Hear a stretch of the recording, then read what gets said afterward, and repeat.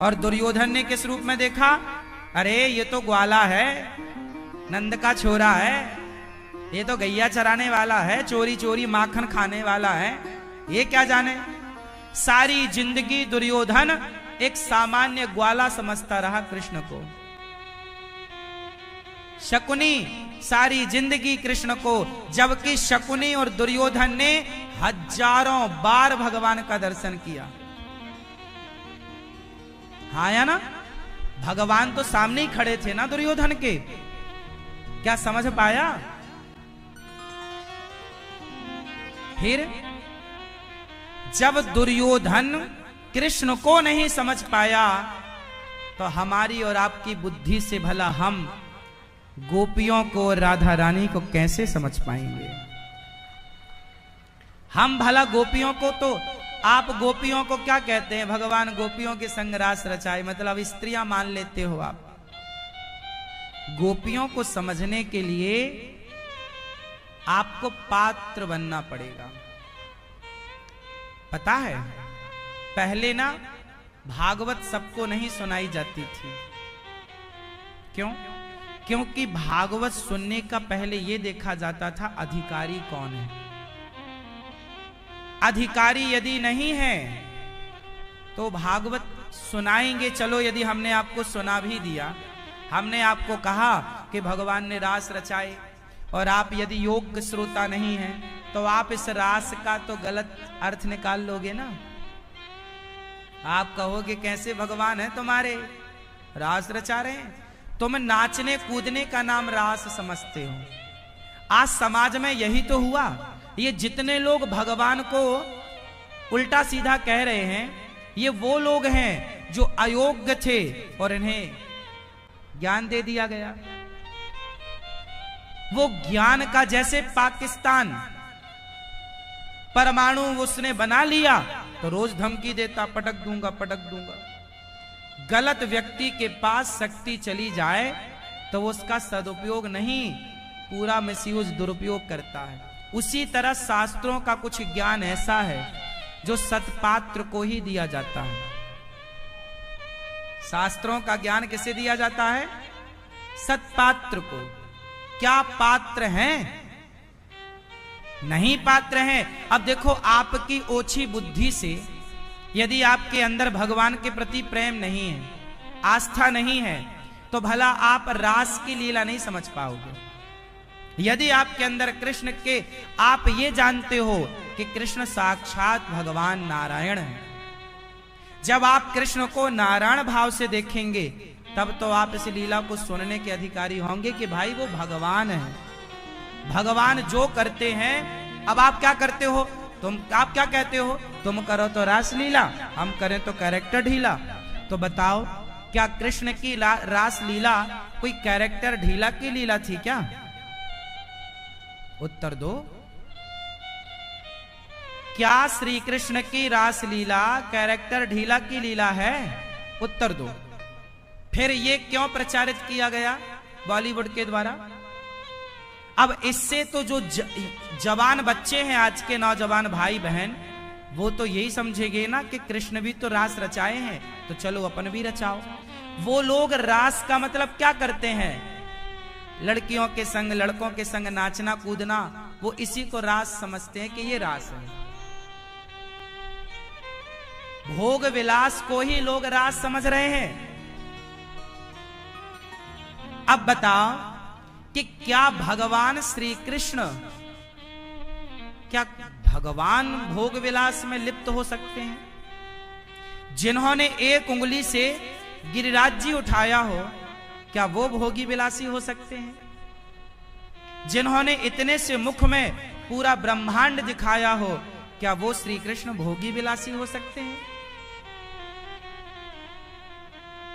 जो परमात्मा जन्म लेते हैं वसुदेव जी के यहां कंस के कारागार में, तो जब भगवान प्रकट भये तो चतुर्भुज रूप में प्रकट भये, तो क्या चतुर्भुज रूप में कोई भोगी विलासी चतुर्भुज रूप में प्रकट हो सकता है क्या? जिनके जन्म लेते ही वसुदेव के हाथ की हथकड़ियां बेड़ियां खुल गईं, क्या वो भगवान कोई सामान्य मनुष्य है? जब तक आप कृष्ण को नहीं जानोगे तब तक रास नहीं समझ सकते। और यदि कृष्ण को जाने बिना तुम्हें रास की लीला सुनाई गई तो तुम उसका गलत अर्थ कर दोगे। बात समझ में आई? सुनो मैया, एक बात बताएं।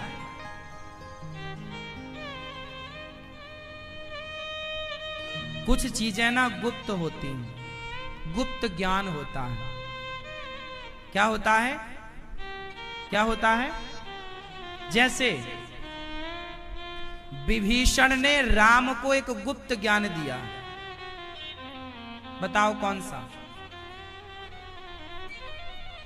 विभीषण ने राम को एक गुप्त ज्ञान दिया, पता है आपको कौन सा? विभीषण ने राम को बताया कि आप रावण की नाभि में बाण मारिए। कहां बाण मारिए? भगवान राम छाती पे बाण मारते थे तो रावण जिंदा हो जाता, क्योंकि रावण की नाभि में अमृत था। रावण मर ही नहीं सकता था। तब आग्नेयास्त्र चलाकर राम जी ने उसकी नाभि में अग्नि बाण मारा ताकि सारा अमृत अग्नि शोक ले और रावण मर जाए। ये बात विभीषण ने बताई राम जी को। ये है गुप्त बात। अच्छा ये बताओ, क्या विभीषण ने ये गुप्त बात राम के सिवा किसी और को बताई? अब ये बताओ, आप बताओ, बताई? क्यों नहीं बताई? क्योंकि विभीषण ने राम के अतिरिक्त योग्य देखा ही नहीं। भाई रावण को मारने की योग्यता राम में है तो राम को वो गुप्त बात बता दी। रावण को मारने की योग्यता और किसी में नहीं थी तो उसे नहीं बताया। उसी तरह शास्त्रों की कुछ गुप्त बातें हैं, उन बातों के अधिकारी सब नहीं होते।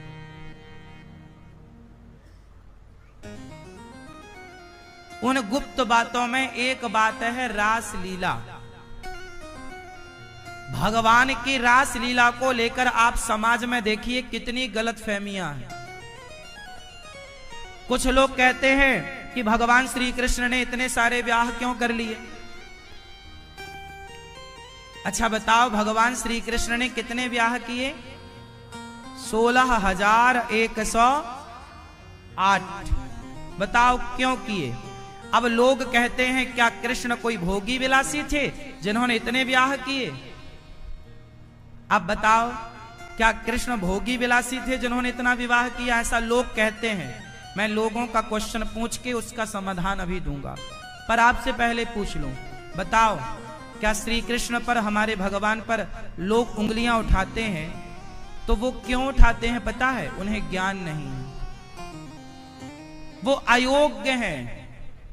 अयोग्य व्यक्ति को ये गुप्त ज्ञान हो जाने से उन्होंने उस ज्ञान को समझा नहीं, जाना नहीं, उंगली उठाना स्टार्ट कर दिया।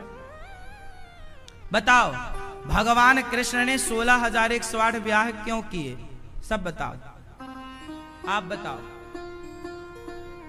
हाँ हाँ बताओ। हाँ, काय के लिए? किसका उद्धार करने के लिए?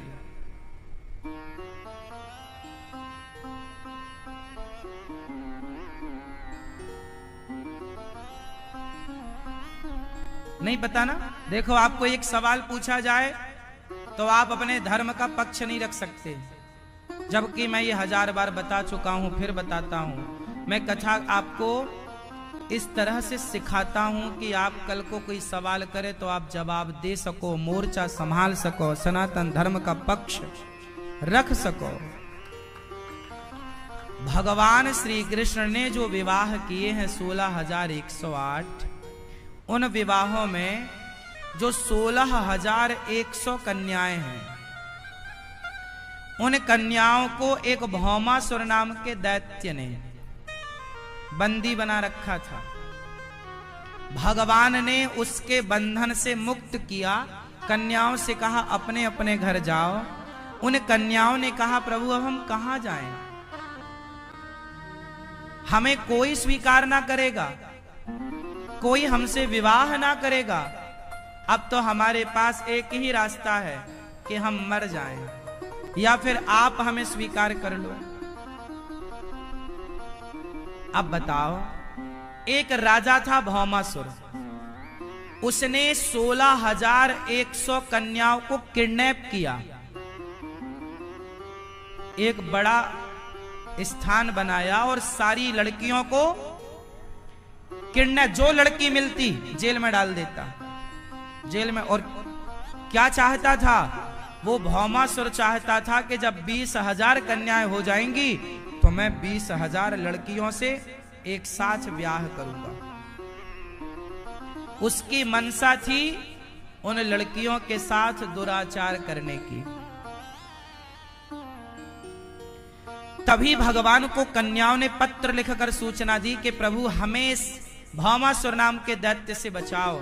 तब भगवान ने आक्रमण किया, भौमासुर को युद्ध में पराजित किया, जेल के ताले तोड़वाए, उन कन्याओं को आजाद किया। जाओ देवियों अपने अपने घर।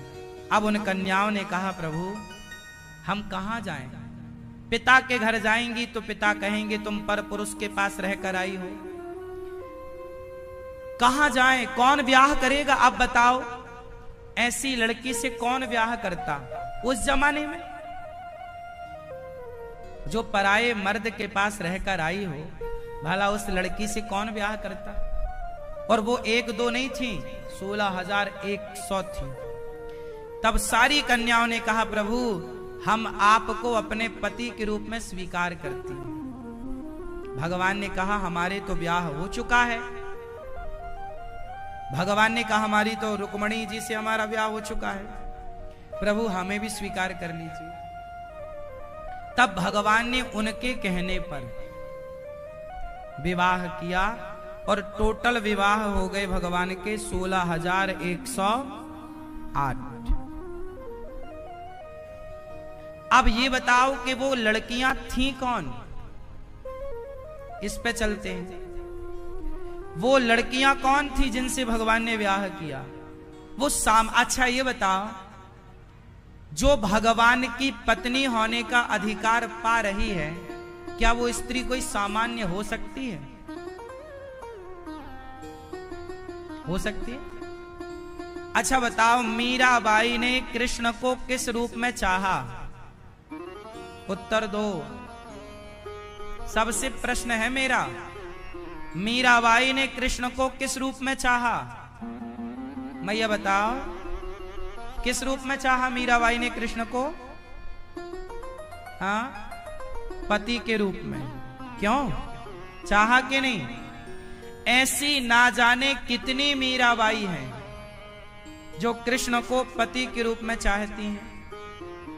अब ये बताओ मुझे कि यदि कोई भक्त कृष्ण को पति रूप में चाहे तो भगवान उसे पति के रूप में मिले या ना मिले? आप क्या चाहते हो, मिले या ना मिले? उत्तर दो जोर से, मिले या ना मिले? बोलो, मिले। तो जैसे मीराबाई ने कृष्ण को पति रूप में चाहा, ऐसे सतयुग में, त्रेता में, द्वापर में राम जब सीता मां से विवाह करने गए तो सीता माता की जितनी सखियां थीं, जनकपुर की जितनी लड़कियों ने राम को देखा, सबके मन में विचार आया क्या ऐसे पति कभी हमारे होंगे? राम जी ने कहा इस जन्म में नहीं, अगले जन्म में हम तुम्हारे पति बनकर तुम्हारा मनोरथ पूरा करेंगे। क्योंकि भगवान है ना, तो भगवान का काम क्या है? जाकी रही भावना जैसी। यदि आप भगवान को पुत्र रूप में देखते हैं तो भगवान आपको यशोदा बना देंगे। यदि आप कृष्ण को भाई के रूप में देखते हैं तो भगवान आपको सुभद्रा और द्रौपदी बना देंगे। यदि आप भगवान को पति के रूप में देखते हैं तो भगवान कभी ना कभी अपनी रास लीला में, अपनी गोपियों के परिकर में आपको भी स्थान देंगे। कि आओ तुम भी हमारी लीला में। 16,108 ये सब वो स्त्रियां हैं जो प्रभु को पति रूप में चाहती थी। सूर्य भगवान की एक बेटी हुई, क्या नाम था? यमुना। यमुना मैया तपस्या करने लग गई, सैकड़ों साल तपस्या चली। पूछा क्या चाहती हो? बोले कृष्ण को पति रूप में चाहती। अब बताओ, जो तपस्या करके कृष्ण को पति रूप में चाहती हैं, उन्हें कृष्ण पति रूप में मिले या ना मिले? बोलो। तो जिन्होंने तपस्या करी उन्हें भगवान पति के रूप में प्राप्त हो गए। सारी गोपियां भगवान को पति रूप में चाहती हैं और भगवान गोपियों के संग रास रचाते हैं। तो ये रास में शंकर जी भी आते हैं। रास में कौन आता है? जोर से। शंकर जी ने कामदेव को जलाकर भस्म कर दिया। अब आप बताओ कि जो शिवजी कामदेव को जलाकर भस्म करते हो, वो शिवजी कहते हैं हे श्याम सुंदर हमें अपने रास में सम्मिलित कर लो। तो क्या वो रास लीला कैरेक्टर ढीला की लीला है? यदि कैरेक्टर ढीला की लीला थी तो शंकर जी वहां क्या कर रहे थे? इसका मतलब आप कृष्ण को समझ नहीं पाए। भगवान परम यत्र योगेश्वरः कृष्णो, परम योगियों के योगी हैं भगवान। चूंकि हम लोग भोगी विलासी हैं तो हम अपनी तरह ही भगवान को देखते हैं। जब भगवान रास रचाए गोपियों के संग, उस समय भगवान की उम्र थी 8 वर्ष। अब 8 साल के बच्चे के अंदर कोई वासना नहीं होती। इस दृष्टिकोण से भी ये वासना विषय वासना की लीला नहीं थी। ये रास लीला में हुआ क्या था? गोपियां जो भगवान को चाहती थी तो भक्त का भगवान से मिलन हुआ, वह मिलन ही रास है। जैसे हमारे देश में एक G20 समारोह हुआ, एक देश के नेता दूसरे देश के नेता से मिले, भारत में सारे नेता आए, सबसे मिले, वो मिलन का नाम रखा G20। उसी तरह भक्त और भगवान के मिलन का जो नाम था, उस मिलन का नाम था रास। रसो वैसह, कृष्ण का नाम ही रस है। जहां सब प्रकार के रस हो वो रास है। रूठना हो, मनाना हो, सब हो। रास गोपियां सामान्य स्त्रियां नहीं हैं। जिनकी लीला आप और हम, जिन कृष्ण की पूजा करते हैं, जिनकी पूजा हमारे बाप दादे कर करके मर गए, क्या वो कृष्ण भोगी विलासी हो सकते हैं? इस पर विचार तो करो। भगवान तो भक्तों की कामना पूरी करते हैं।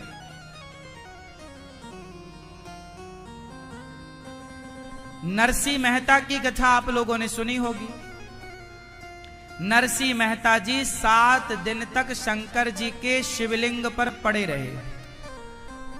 तो शिव जी प्रकट हो गए कि नरसिंह कुछ मांग। तो नरसिंह जी ने मांगा कि हे भोलेनाथ जी, हमें राधा कृष्ण का दर्शन कराओ। शंकर जी बोले चलो। जब शंकर जी नरसिंह को लेकर गोलोक धाम गए दर्शन कराने, उस समय भगवान गोलोक में रास रचा रहे थे। क्या रचा रहे थे?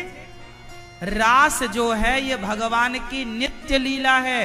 आज भी वृंदावन में, निधि वन में हमारे श्याम सुंदर, आज भी वहां जितनी लता पता है, रात्रि को सब गोपी के रूप में प्रकट होकर प्रभु आज भी रास रचा रहे हैं।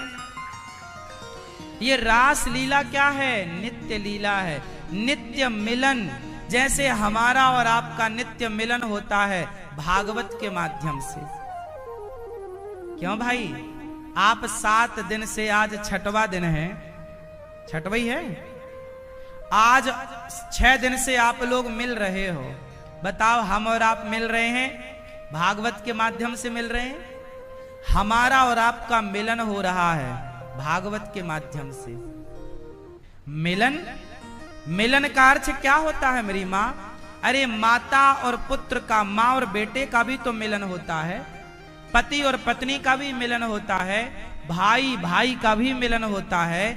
तो क्या सारे मिलन एक ही दृष्टि से देखे जाएंगे?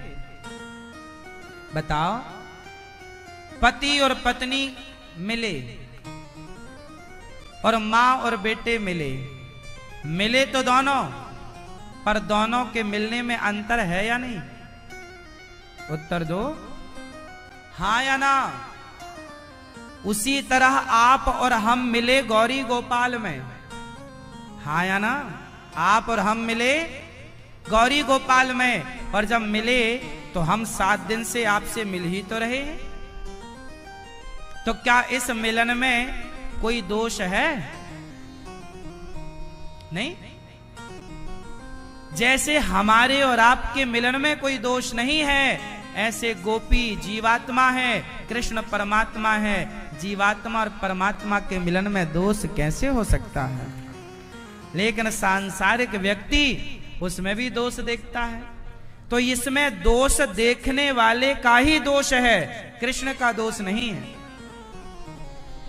बात समझ में आई क्या? हाँ या ना? भगवान ने गोपियों को बुलाया। निशम्य गीतम तदनंग वर्धनम ब्रजस्त्रियः कृष्ण गृहीत मानसा आजग्मुरन्योन्यमलक्षितोद्यमाः सयत्र कान्तो जबलोलकुण्डला।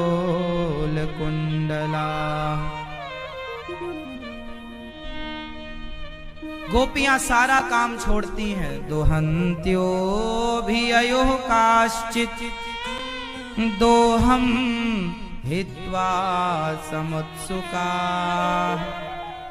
एक सखी गाय दोह रही थी, भगवान के लिए दौड़ पड़ी कृष्ण से मिलने के लिए। गोपियां भगवान से मिलने के लिए तड़प गईं, सारा काम धाम छोड़कर आ गईं भगवान के आगे। भगवान ने कहा, देवियो स्वागतम वो महाभागः, स्वागतम वो महाभागाः प्रियम किम करवाणि वह ब्रजस्यानामयम् कच्चिद ब्रूतागमन कारण। यहां क्यों आई हो ये बताओ। गोपियों ने कहा, क्या बताएं श्याम सुंदर, हम यहां आपका दर्शन, आपने बुलाया बांसुरी बजाकर, हम चली आई। आ गई। भगवान बोले आई हो तो अब जाओ। भगवान ने कहा चली जाओ। पति कैसा हो? दोहशीलो दुर्भगो वृद्धो जड़ो रोग्य धनो पीवा। पति कैसा हो? अंधा बहरा लंगड़ा काना खोरा। मैया, पति कौन होता है मेरी माँ? कौन? आपका पति कौन? पीछे बैठे हैं। अरे ये नहीं पूछ रहे कहां बैठे हैं। क्या होता है पति? क्या मानती हो आप पति को? हाँ, क्या दुश्मन? पति को क्या मानती हो आप? पति मानते हैं, इससे ज्यादा उसकी औकात ही क्या है? क्यों, आप क्या मानती हो पति को? गंजेड़ी? नहीं।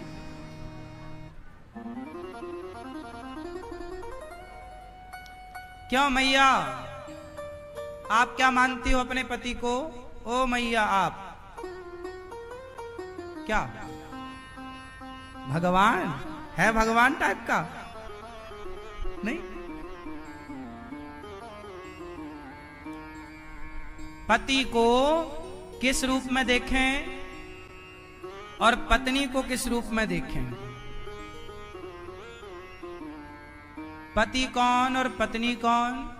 देखो, हम भारतीयों की शास्त्रों के द्वारा क्या दृष्टि होनी चाहिए। हमारे भारत में सनातन संस्कृति में पत्नी लोग अपने पति को, पत्नियां पति को परमेश्वर के दृष्टि से देखें, भगवान की दृष्टि से, और पुरुष भी अपनी पत्नी में भगवान का ही दर्शन करे। दोनों एक दूसरे को भगवान माने। क्या माने? क्या मानो? हाँ, बिन परमेश्वर सूना मंदिर, बिंदिया बिना लीलार सूना, पति बिना संसार। पति के बिना सब सूना है। पति कौन? पति ही ब्रह्मा, पति ही विष्णु, पति नरवदाधार। जिस नारी ने पति को पाया, उसकी नैया पार सूना, पति बिना संसार। स्त्रियों के व्रत कितने होते हैं? एक पति व्रत रहे जगत में, सब व्रत हैं बेकार। बिन पति व्रत के नारी का तो जीवन है बेकार सोना, पति बिना संसार। नारी का एक ही व्रत होता है, एक पतिव्रत, पतिव्रता नारियां। अच्छा, पतिव्रता नारियां कैसी होती हैं? आप बताओ मैया, कैसी होती है पतिव्रता नारी? के लक्षण क्या हैं? हाँ, पूड़ी खाए? क्या कह रही हो? फूली फूली पूड़ी खाए, वो पतिव्रता है। हाँ। पति को मारे लाठी से, चप्पल से, काहे से मारे? फिर थप्पड़ नहीं। कौन है पतिव्रता नारी? कौन है पतिव्रता नारी? क्यों? आप बताओ, पतिव्रता नारी के लक्षण बताओ आप। हाँ, हाँ? जो पति की सेवा करे, तो आप करती हो? हाँ। पतिव्रता नारी वो है जो अपने पति के अतिरिक्त सपने में भी किसी दूसरे पुरुष के बारे में ना सोचे, वो नारी पतिव्रता है। जो अपने पति के अतिरिक्त पर पुरुष के बारे में कभी भोग दृष्टि के बारे में ना, भोग भाव से ना सोचे, जो किसी पराये पुरुष का सपना भी ना देखे। सपना भी देखो तो सपने में आपके ही पति आए, वो नारी पतिव्रता है। और आपके सपने में कोई दूसरा पुरुष आए और वो आपके संग बैठे और बात करे, ये पतिव्रता नारी के लक्षण नहीं। पतिव्रता नारी जो होगी वो मांग में सिंदूर जरूर रखेगी, हाथ में चूड़ियां जरूर रखेगी, गले में मंगलसूत्र जरूर रखेगी। आजकल तो फैशन चल रहा है, ना तो मांग भर रही हैं कुछ लोग, ना तो कुछ लोग चूड़ियां पहन रही हैं। बड़े बड़े शहरों में तो देखो चूड़ियां होती नहीं है। शादी हो गई, हाथ पूरा खाली है। क्यों खाली है हाथ? महाराज जी फैशन है, आग लगे तुम्हारे फैशन में। शादी हो गई, मांग ही नहीं भरती, अब भरेंगी तो जरा घिसनी से हल्का सा घिस लेंगी और दूसरे तरफ के बालों को उठा के ढक लेंगी, उसको कोई देख ना ले। इतनी शर्म आती है कुछ लोगों को मांग भरने में। ये गलतियां उन बहुओं की बिल्कुल नहीं है, ये गलतियां उन मम्मियों की है, मैयाओं की। तुमने अपनी बेटी को ये तक नहीं सिखाया कि बेटी चूड़ी क्यों पहनी जाती है। शादी विवाह के बाद एक स्त्री का हाथ खाली है, तो बताओ खाली हाथ कब होता है? बोलो, खाली हाथ कब होता है? जब पति की मृत्यु हो जाती है तब स्त्री का हाथ खाली होता है। और आजकल फैशन के नाम पे खाली घूम रही हैं। गलती उन लड़कियों की, उन बहुओं की बिल्कुल नहीं है। माँ बाप ने संस्कार देने छोड़ दिए साहब। गांव में कहावत कहते हैं कि भगवान दुश्मन की बेटी का भी हाथ खाली ना करें। पहले के जमाने में यह नहीं बोला जाता था कि फलाने का पति मर गया, पहले यह बोला जाता था फलानी की बेटी का हाथ खाली हो गया। फलाने की बेटी का, फलाने का हाथ खाली हो गया, मतलब ये भाषा थी। हाथ खाली हो गया मतलब उसके पति की मृत्यु हो गई। तो कहते थे कि दुश्मन की बेटी का भी हाथ कभी खाली ना हो। और आज तो खाली हाथ घूम रही हैं। शादी के बाद चूड़ी तक नहीं, मंगलसूत्र नहीं, संस्कारहीन होते चले जा रहे हैं कुछ लोग। एक पतिव्रत रहे जगत में, सब व्रत हैं बेकार।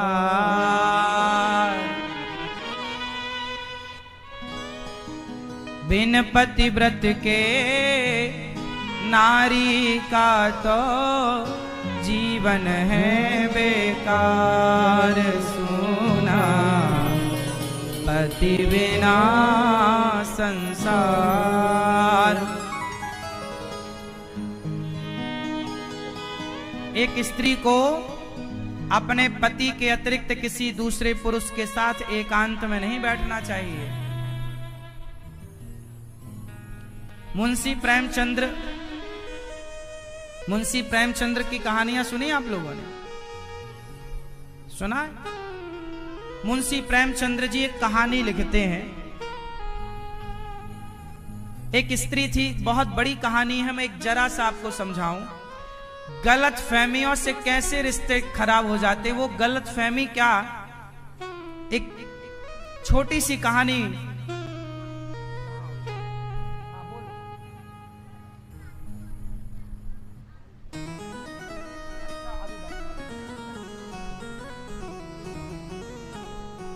प्रिय भक्तों, मुंशी प्रेमचंद्र जी एक छोटी सी कहानी लिखते हैं। और वो कहानी लिखते हैं कि एक लड़की थी, उसका विवाह हुआ। उसका पति बहुत अच्छा था, सुंदर शरीर वाला, हट्टा कट्टा। वो दोनों पति पत्नी प्रेम से रहते थे। एक दिन क्या हुआ कि कोई उसके पति को नौकरी देने के बहाने ले गया और वो 7 समुंदर पार उसके पति को बेच दिया। वो अंग्रेजों का अच्छा, मुंशी प्रेमचंद्र के जमाने में अंग्रेजों का ही राज्य था। मुंशी प्रेमचंद्र जब हुए उस समय अंग्रेजों का शासन था। तो मुंशी प्रेमचंद्र जी सत्य घटनाओं पर आधारित कहानियां और काव्य लिखा करते थे। गबन गोदान उनका उपन्यास है। उनके साहित्य में कहानी उन्होंने लिखी। वो एक आदमी उसके पति को ले जाकर बेच आया। कहां बेच आया? भारत के बाहर, इंग्लैंड। और वो वहां पे रहने लगा। अब भारत से ना कुछ लोग, पहले के जमाने में क्या था, भारत से कुछ लोग नाव में भर के, बड़ी बड़ी जो नाव थी उनमें भर के मजदूरी के लिए लंदन जाया करते थे, बिक जाते थे कुछ पैसों में, सारी जिंदगी के लिए। वहां उनके साथ शोषण होता था। तो ये जो एक लड़की स्त्री थी, नाम था नंदिनी। नंदिनी का पति बिक गया, अब वो चला गया। अब ये अपने पति को ढूंढे पर मिले ही ना। बहुत कोशिश करी तो दुर्भाग्य देखिए या संयोग कहिए, इस नंदिनी को भी वही आदमी मिल गया जिसने उसके पति को बेचा था। तो उसने बोला कि मुझे पता है कि तेरा पति कहाँ है। तेरा पति 7 समुंदर पार इंग्लैंड में है, तू जाएगी मिलने? हाँ हाँ। तो उसने अंग्रेजों से पैसे ले लिए और अंग्रेजों के हाथ नंदिनी को बेच दिया। अच्छा, वो तो जा रही थी पति से मिलने, पर उसे ये नहीं पता था कि मुझे भी बेच दिया इसने। अच्छा, वो नाव में बैठ के चली, 15-20 दिन, महीना, जो भी रास्ते में टाइम लगा, पहुंची तो संयोग से उसे उसका पति वहां पर वो काम करता था, मजदूरी, जो भी लोग आते थे वो उनको उतारा करता था। तो ये नंदिनी भी पहुंच गई। नंदिनी ने देखा कि सामने इसका पति वहां पे मजदूरी करता था। खड़ा हो गया, पति को देखा, वर्षों बाद आज अपनी पत्नी से मिला वो पुरुष, और नंदिनी ने देखा। अब वो पुरुष बोला नंदिनी से कि तुम यहां कैसे आ गए? गौरा, वो अपनी पत्नी को बोला करता था प्यार से, गौरा, गौरा तुम यहां कैसे आ गए? गौरा ने कहा मैं आपको खोजते खोजते आई हूं। उसने कहा तुम गलत आ गई, अब यहां से कभी लौट नहीं सकती हो, तुम्हें बेच दिया गया है। गौरा ने कहा कोई बात नहीं, मुझे आप मिल गए, पति मिल गया, और क्या चाहिए। ले गया अपने पास। अच्छा, जो उस आदमी का मालिक था वो एक अंग्रेज था। उस अंग्रेज ने गौरा को देखा तो गौरा बड़ी सुंदर थी। उसने बोला कि आज रात को इसे मेरे पास भेज देना। तो वो आदमी बोला साहब ये मेरी पत्नी है। उसने कहा कोई भी हो भेज देना। अब चूंकि ये बिके हुए थे, उसने खरीद रखा था। 8 बजे रात को वो अंग्रेज बड़ा शराब के नशे में था। फिर बुलाया, क्यों तू अपनी पत्नी को भेज नहीं रहा? भेज। अब ये दौड़ा दौड़ा गया, हुजूर क्षमा करो वो मेरी पत्नी है, उसे छोड़ दो महाराज। अंग्रेज के चरणों में गिर पड़ा। उसने मारना शुरू किया। इतने हंटर बजाए कि इसकी चमड़ी फट गई। पति को चिल्लाता कराहता देख गौरा दौड़ी दौड़ी गई। अंग्रेज को देखा, तुम बड़े निर्दयी हो, तुम्हें जरा भी दया नहीं आई? क्या तुम्हारी मां के अंदर दया नहीं थी? जैसे ही उस अंग्रेज को उस गौरा ने मां की याद दिलाई तो वो मां, अंग्रेज अंदर था, गौरा भी अंदर चली गई और ये पिट के बाहर पड़ा था। इसे होश था, इसे लगा कि अभी मेरी पत्नी चिल्लाती हुई आएगी और यदि जरा हिम्मत जुटी तो अब मैं मार दूंगा उसे, अंग्रेज को। इसने हिम्मत जुटाई, मैं मार दूंगा। पर ना तो चिल्लाने की आवाज आई गौरा की, ना तो वो दौड़ी दौड़ी आई। तो उस गौरा के पति को ये लगा कि लगता है मेरी पत्नी ने राजी मर्जी से अंग्रेज की दास्ता स्वीकार कर ली। अच्छा, और वो अंदर क्या कह रही है? अब गौरा का उस अंग्रेज से वार्ता हुई। ये मुंशी प्रेमचंद्र जी लिख रहे हैं। प्रेमचंद्र जी लिख रहे हैं कि गौरा ने कहा क्यों तुम इतने निर्दयी कैसे हो सकते हो? क्या तुम्हारी मां के अंदर जरा भी दया नहीं थी? तो उसे अपनी मां की याद आ गई। कहा देखो वो मेरी मां की फोटो है। गौरा ने जाकर देखा, बोले तुम्हारी मां तो बड़ी लक्ष्मी दिखती है, बड़ी पतिव्रता नारी लगती है, बड़ी दयावान दिखती है, पर तुम ऐसी मां के ऐसे नालायक बेटे कैसे हो गए? अच्छा, गौरा ने भी बिल्कुल खुल के बोला। अच्छा, गौरा ने बगल में एक छुरी रखी थी कि यदि इसने मेरे साथ जोर जबरदस्ती की तो मैं इसे मार दूंगी। अब उसने कहा उसको प्राणों की, अब कोई उसको पता था कि इस देश में आए हैं, बिक गए हैं, अब तो जी नहीं पाएंगे, क्योंकि ये तो गिद्धों की तरह नोचना चाहेंगे, तो मैं तो इसे मार दूंगी और अपने को भी खत्म कर दूंगी। लेकिन उसने जब तक बातों से हो सका तो बातों से काम चलाया। तो गौरा ने उसे समझाया और धीरे धीरे उस अंग्रेज की मां के द्वारा उसके हृदय में करुणा पैदा कर दी। वो आदमी रो पड़ा कि मैं वास्तविक में कितना निर्दयी हो गया, मैं लोगों का दुख दर्द भूल गया। मेरी मां कितनी दयावान थी, मेरी मां ने सिखाया था कि सब पर दया करना, किसी को अपने द्वारा कष्ट ना देना। वो आदमी रो पड़ा अंग्रेज, और उस गौरा के चरणों में गिर पड़ा कि तुमने मेरी आंखें खोल दी। उस आदमी अंग्रेज ने कहा चलो तुम्हारे पति को मैं हॉस्पिटल ले चलता हूं। हॉस्पिटल वो खुद ले गया, गौरा साथ में थी। 3 दिन तक उस गौरा के पति को होश नहीं आया, इतना मारा उसने, होश नहीं आया। तीसरे दिन जब होश आया तो गौरा पास में बैठी थी, पति से पूछ रही है कैसी है तबीयत। उसके पति ने आंखें फेर ली। गौरा बोली ऐसा कैसे करते हैं आप मुझे देखते नहीं, मैं 3 दिन से आपके पास बैठी हूं, आपके लिए 7 समुद्र पार करके आई, आप आंखें फेरते हैं। तो उसके पति ने कहा अब तो तुम्हें महलों में रहने की आदत हो गई है। अच्छा, उसे क्या लगा था जब वो बेहोश होने के पहले, उसे क्या लगा था कि ये उस अंग्रेज के पास से या उसे मार के आ जाएगी या तो अपनी लाज बचाती आएगी, पर वो आई नहीं, ना कोई आवाज आई।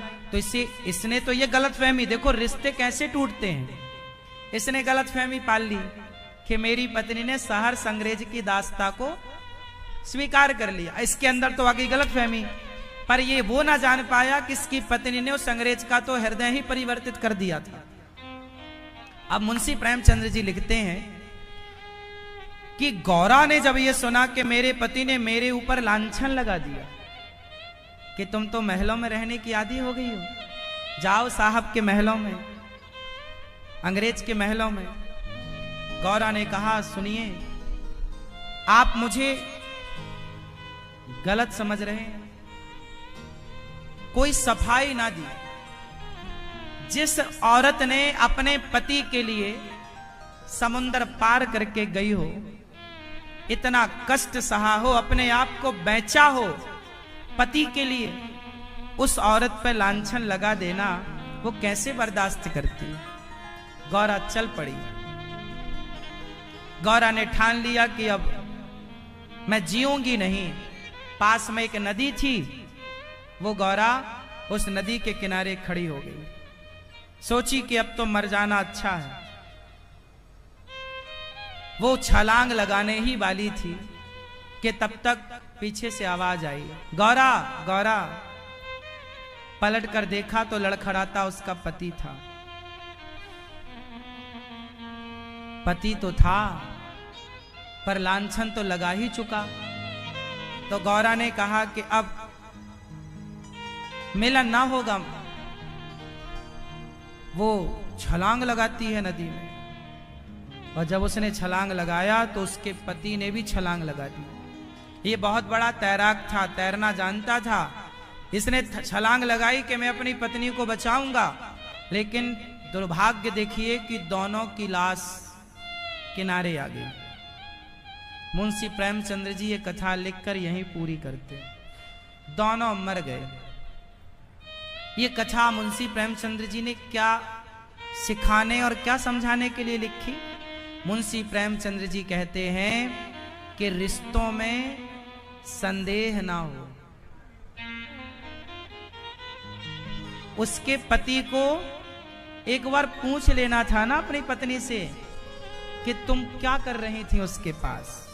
वो बताती कि मैंने उसके मन को ही बदल दिया, लेकिन पूछा नहीं, सीधा उसके चरित्र पर उंगली खड़ी कर दी। और एक नारी जो पवित्र हो, भला वो ये कैसे बर्दाश्त करती? इसलिए मैं आप सबसे कहता हूं, कभी भी अपनी पत्नी के चरित्र पर उंगली मत उठाओ। पुरुषों की ये सामान्य सी घिसी पिटी आदत होती है कि जरा सी लड़ाई झगड़ा होती है तो वो अपनी पत्नी के चरित्र पर उंगली उठा देता है कि तुम्हारा तो चरित्र ही ऐसा है, तुम तो ऐसे ही हो। ये बात पुरुषों को समझनी चाहिए। नारी आपका सम्मान है, नारी आपकी इज्जत है। एक नारी अपने पति और अपने पुत्र के लिए सारी दुनिया से लड़ सकती है। यदि वो नारी को कमजोर ना समझना साहब, वो कमजोर नहीं है, वो लड़ना नहीं चाहती। वो लड़ना चाहे तो सारी दुनिया से लड़ ले। कमजोर नहीं है, वो अपनी शक्ति छिपा के रखती है, चाहे तो क्या नहीं कर सकती वो। लेकिन उसकी सहजता और सरलता का कहीं उसे ये परिणाम ना मिले, उसके चरित्र पर उंगली उठाई जाए। प्रेम, उसका पति भी बाद में समझ गया कि मैंने गलती की, लेकिन जब तक वो सॉरी बोलता तब तक देर हो चुकी थी। उसके पति को समझ आ गई थी कि मेरी पत्नी गलत नहीं है, उसने माफी मांगने के लिए आवाज लगाई थी। लेकिन गौरव को लगा कि अब ये कुछ और कहेगा और ना जाने क्या क्या बोले। मुंशी प्रेमचंद्र जी ने ये कहानी लिखी है, बहुत अच्छी कहानियां लिखते हैं मुंशी प्रेम। ये तो मैंने अपनी भाषा में समझाई। जब मुंशी प्रेमचंद्र जी जब लिखते हैं ना तो रोम रोम खड़े हो जाते हैं। इतने बढ़िया कहानियां लिखते हैं मुंशी प्रेमचंद्र, इतने बढ़िया लेखक रहे हैं, इतना बढ़िया साहित्य तैयार किया है। पढ़ा करो, आजकल के बच्चों को पढ़ने का टाइम नहीं है। पुरानी चीजें पढ़ोगे ना तो रिश्ते समझ पाओगे, कितना महत्व है रिश्तों का, कितना महत्वपूर्ण होता है पति, कितना महत्व रखती है पत्नी। अच्छा, पत्नियों को भी अपने पति पे लांछन नहीं लगाना चाहिए। यदि आपको संदेह है तो पहले सबूत जुटाओ। पति गलत है तो पत्नी गलत है तो सबूत जुटाओ, सबूत हो आपके पास पुख्ता, फिर आप बात करो। बिना सबूत के आप किसी पर लांछन कैसे लगा सकते हैं? इसलिए शीशा टूटता है गलती से और रिश्ते टूट जाते हैं गलत फहमियों से। मैं सिर्फ ये कहना चाहता हूं कि आप अपने रिश्तों को इतना पारदर्शी बनाएं, पति पत्नी के रिश्ते को, कि आप दोनों के बीच में कभी संदेह पैदा ना हो। जिनके रिश्तों में पारदर्शिता होती है, मीन्स समर्पण होता है, वो रिश्ते लंबे चलते हैं। पति का भी समर्पण हो और पत्नी का भी समर्पण हो, पत्नी भी परमेश्वर माने और पति भी अपनी पत्नी का आदर करे, सम्मान करे। क्यों भैया, ओ पीले भैया, आप अपनी पत्नी को क्या मानते हो? बताओ। कुछ नहीं मानते? नहीं? कहां आपकी पत्नी? यही है? प्यार करते हो पत्नी से? हाँ? पत्नी को परमेश्वर की दृष्टि से, जैसे मोहिनी भगवान ने स्त्री का रूप धारण किया, हर स्त्री मोहिनी होती है, तो भगवान नारायण ने मोहिनी अवतार लिया। हर पुरुष को चाहिए कि वो अपनी पत्नी को भगवान नारायण के मोहिनी रूप में दर्शन करे कि मेरे भगवान इस रूप में मुझे प्राप्त भये हैं, और पत्नियां अपने पति को भगवान नारायण के रूप में देखे। आपका पति सीधा साधा है तो राम के रूप में देखो, थोड़ा चंचल है तो कृष्ण के रूप में देखो, थोड़ा ठिनगा है तो वामन भगवान के रूप में देख लो, ज्यादा गुस्सैल है तो नरसिंह भगवान के रूप में देखो। पति में भगवत दृष्टि रखना चाहिए। बिन परमेश्वर सोना मंदिर, बिंदिया बिना लीलार सोना, पति बिना संसार।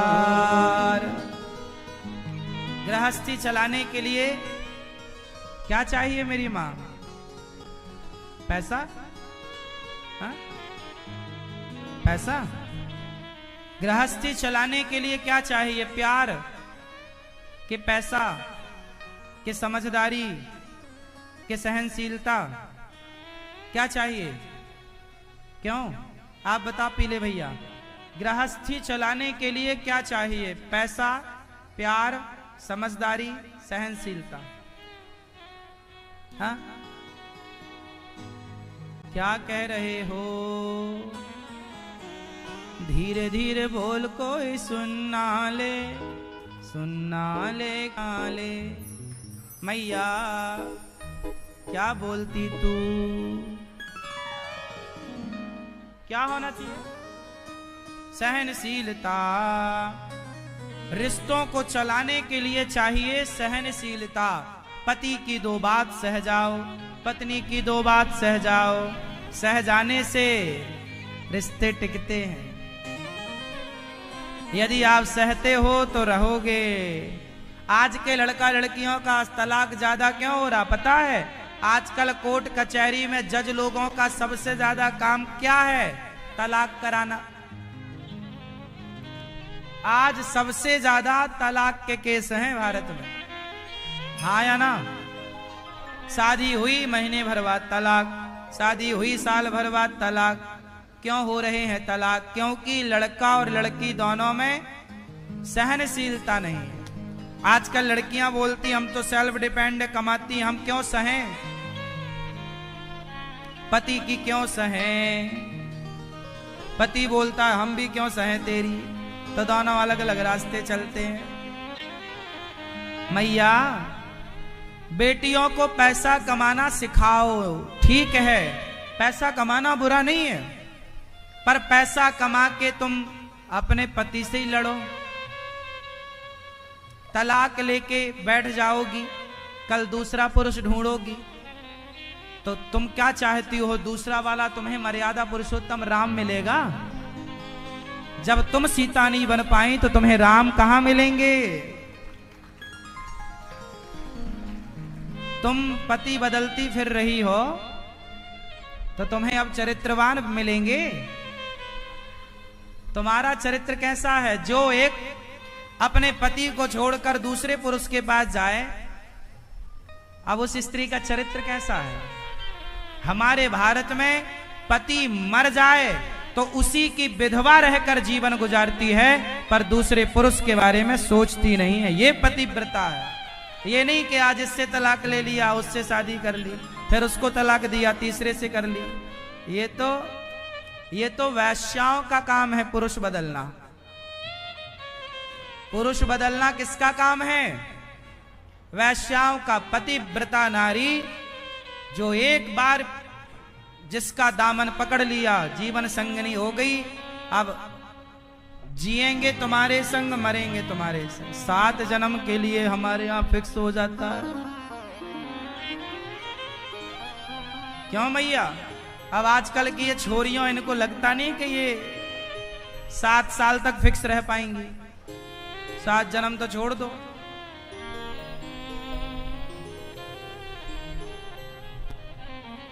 सिखाओ मेरी माँ बेटियों को, समझाओ कि बेटा ससुराल में 2 बातें बर्दाश्त करनी पड़ती हैं।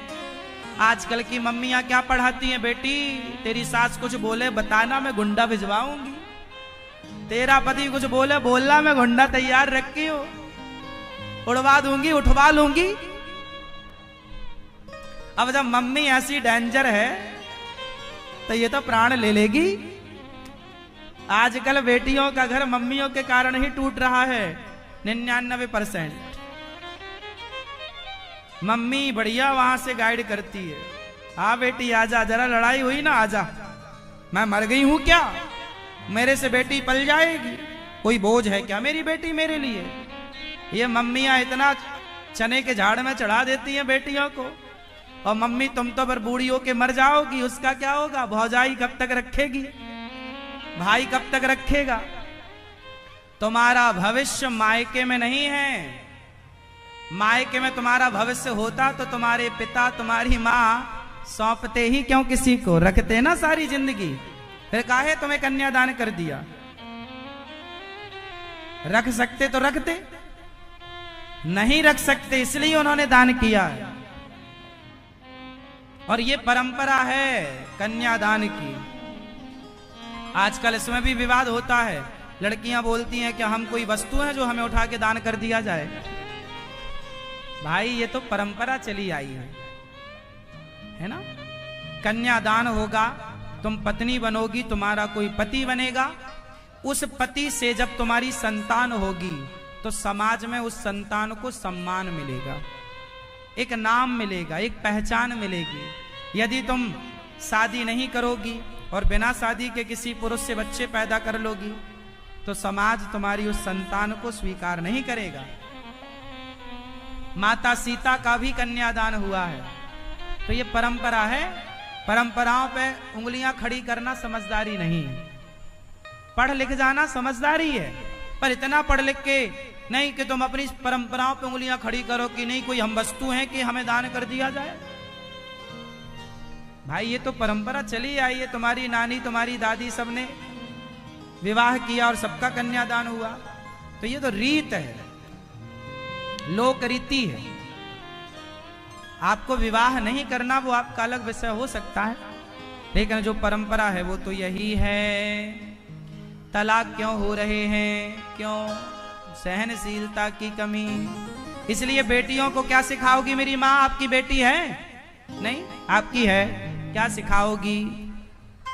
कैसे सिखाओगी? कि सास कुछ बोले तो गुंडे भिजवाऊंगी? नहीं बेटा, दो बात सहनी पड़ेगी। पति कुछ कहे, कुछ हम गृहस्थी चलाने का एक मंत्र दे सकते हैं। आप किस किस को लेना है?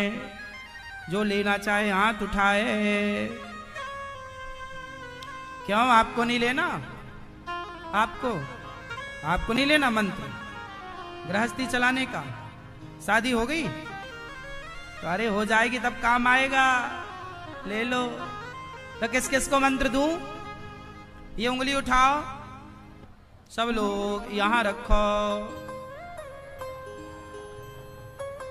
यदि आपको चुप रहना आ गया, चाहे पुरुष हो चाहे स्त्री, गृहस्थी तो दोनों की चलानी है।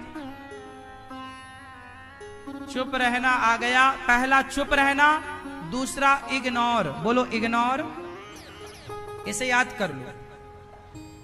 इग्नोर करना मतलब आपके पति ने कुछ कह दिया तो आप उसे भुला दो, कोई बात, इग्नोर, कोई बात नहीं। सास ने कुछ कह दिया, क्योंकि कहेंगे लोग आपको, एक एक बात को आप लेके बैठोगे तो क्या क्या लेके बैठोगे। इसलिए रात गई बात गई। इग्नोर करना सीख लिया जिसने बातों को और चुप रहना सीख गया, वो गृहस्थी चला पाएगा। सहनशील बनो। समझ में आई क्या?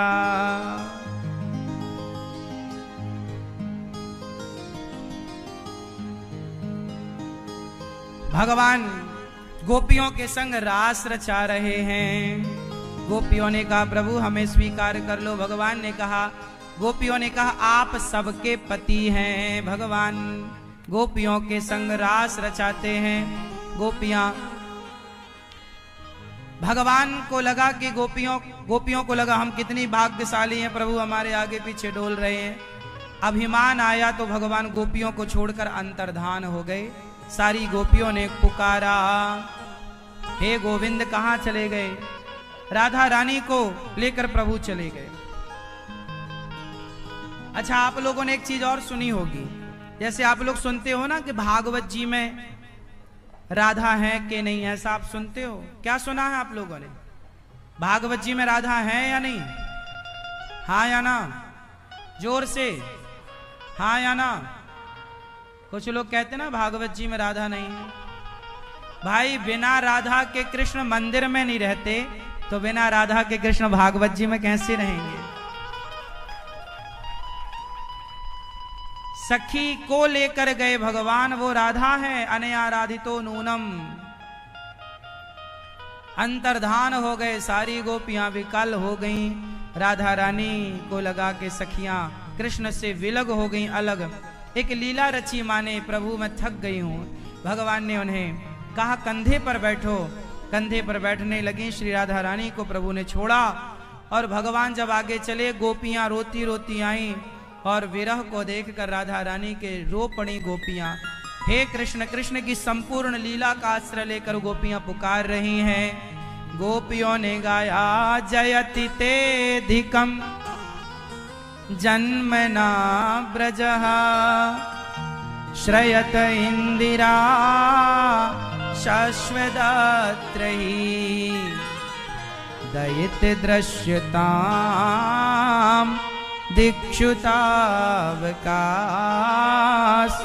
त्वयि धृतास्वास त्वां विचिन्वते। गोपियों ने गाया जयति तेधिकम जन्मना प्रजा श्रयत इंदिरा शाश्वतत्रयी। हे श्याम सुंदर, कहाँ चले गए हमें छोड़कर? हम आपके बिना अब कैसे जिए? गोपियों ने कहा शरदुदाशये साधु जात सत सरसिजोदरा श्रीमुषा दृशा सूरतनाथ ते शुल्कदासिका वरद निघ्नतो नेह किं बधः विषजलापयाद व्याल राक्षसाद वर्ष मारुतात वैद्युतानलात् वृषमयात्मजात विश्वतो भया दृशभते वयं रक्षिता मुहु। हे गोविंद, कहाँ चले गए? अधिकम जयति जन्मना प्रजा। जब से आपका जन्म इस ब्रजमंडल में हुआ, आपकी अधिकम जयति, आपकी जय जयकार अधिक हो गई है। जाना है श्याम सुंदर तो कालिया नाग के जहर से क्यों बचा लिया? मर जाने दिया होता। गोपियों को कहा अभी मर जाओ, तब कथामृतम तप्त जीवनम। अब तो कथा रूपी अमृत पी रखा है, अब कैसे मरे? सारी गोपियां विरह में डूबने लग गईं। अब कृष्ण जब गए तो कृष्ण के बिना क्या जिए, तेरे बिना भी क्या जीना। ओ कान्हा रे तेरे बिना भी क्या जीना। फूलों में कलियों में सपनों की गलियों में तेरे बिना कुछ कहीं ना।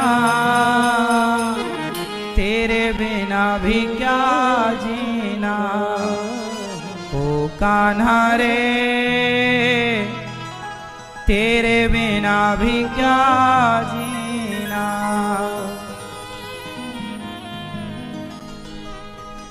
जब गोपियों ने देखा भगवान को लगा अब मर जाएंगी, तासामाविर्भूच्छौरी स्मयमान मुखाम्बुजः पीताम्बरधरः स्त्रग्वी साक्षान् मन्मथः। प्रकट हो गए भगवान गोपियों के मध्य और दिव्य महारास रचाए। जितनी गोपियां उतने कृष्ण बनकर प्रभु ने महारास की लीला को पूरा किया। प्रेम पूर्वक प्रभु ने गोपियों के संग महारास रचाए। रास का मतलब क्या है? मिलन, जीवात्मा और मिलन। भगवान ने रास रचाकर एक लीला की सुदर्शन और शंखचूड़ नाम के दैत्य को मारा। युगल गीत गोपियों ने गाया। अरिष्टासुर का उद्धार हुआ। केसी और व्योमासुर को भगवान ने मारा। अक्रूर जी भगवान को वृंदावन से मथुरा लेने आए। भगवान मथुरा चले। गोपियों ने कहा हम मर जाएंगी। भगवान ने कहा 2 दिन में आऊंगा। धोबी पर कृपा करी भगवान ने। दर्जी सुदामा नाम के माली पर और कुब्जा भगवान को चंदन देती है, तो भगवान कुब्जा की कुबड़ ठीक कर देते हैं। कुब्जा ने क्या दान दिया मेरी मां? क्या दान दिया? चंदन का दान। जब कुब्जा भगवान को चंदन देती है तो भगवान सब कुछ दे देते हैं कुब्जा को। भगवान कहते हैं कि मेरा भक्त मुझे जरा कुछ दे तो मैं उसे बहुत देना चाहता हूं। अच्छा, किसान खेत में एक दाना बोता है, किसान खेत में एक दाना बोता है और उसके बदले भगवान एक दाना के बदले कई गुना करके उसकी फसल लौटाते हैं कि नहीं? जब